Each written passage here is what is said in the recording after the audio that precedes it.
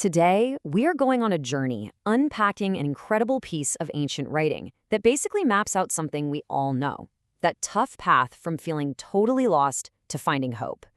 Think of it as a kind of playbook for one of our most important and sometimes most difficult emotions.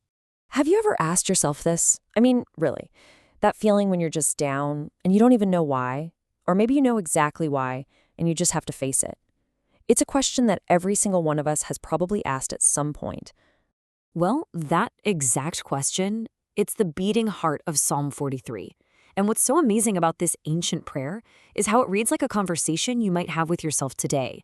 It lays out this 5-part process for getting through tough times, a roadmap that feels like it could have been written just for us. So, step 1. The journey starts right in the middle of the mess, in a place of real distress. This isn't some quiet, peaceful reflection. It's an urgent shout for help because something is deeply, deeply wrong. You can just feel the emotion coming off the page here. The writer feels wronged, betrayed, and they're calling out for someone to step in. This isn't just a case of the blues. This is the feeling of being under attack. And here's what's so important. The writer isn't passive at all. They're not just saying, "Oh, I'm so sad." No way. They're using these incredibly strong active verbs: vindicate, plead, rescue. They are demanding justice, not just hoping for it.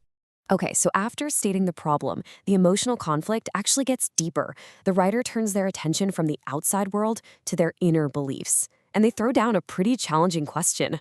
This, right here, captures the whole tension perfectly. On the one hand, you have this huge statement of faith: "You are my stronghold." But it's immediately slammed up against the painful reality of how they feel. So, if that's true, why do I feel like you've completely rejected me? This is just raw, brutal honesty. And what's so powerful is that the text gives us all permission to hold two conflicting ideas at the same time: what we believe deep down and what our painful experience is telling us right now. It says, hey, it's okay to have questions when you're hurting. This brings us to the crucial turning point. This is the pivot. After laying out the injustice and questioning that huge disconnect, the focus suddenly shifts from looking at the past to begging for a path forward. And notice the flow here. It's like a 3-step plan. First, a request for something to be sent, light and care. Then that help needs to actually lead them, to be a guide. And finally, there's a destination, to be brought to a place of safety and peace. The writer is literally building a bridge out of the darkness.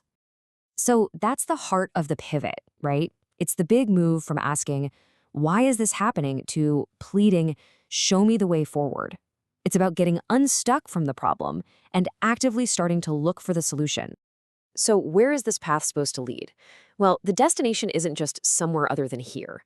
The psalm paints this really vivid picture of the future being hoped for, and it's a place of total restoration and joy. Listen to that. The tone just completely changes. This is what hope sounds like. It's a vision of arriving at a place of worship, not because you have to, but because it's pure joy and delight. You see, the vision isn't just about escaping a bad situation. It's about returning to a place of celebration, of purpose, of connection. It's about getting back to a point where praise is even possible again. And that brings us to the final and maybe the most powerful part of this whole journey. After crying out, questioning, asking for a map, and picturing a better future, the writer turns inward. It's time for a direct talk with themselves. And there it is again, the exact same question from the very beginning. But the context now? It's completely different. This isn't a cry into the void anymore.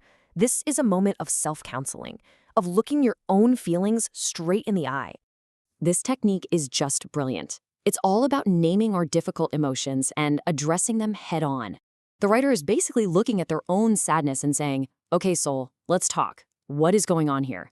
It's like an ancient form of cognitive reframing. Now, get this.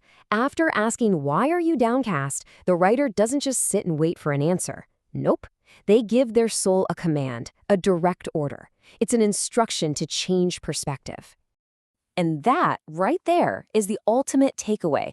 Hope isn't presented as some passive, fuzzy feeling that just shows up when things get better. It's an action. It's a conscious choice to aim your focus at a future promise, the promise that I will yet praise him, even if I don't feel like it at all right now.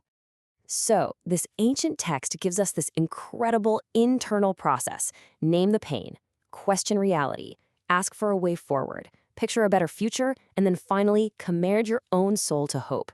Which leaves us all with a pretty big question. When you feel downcast, what does your conversation sound like?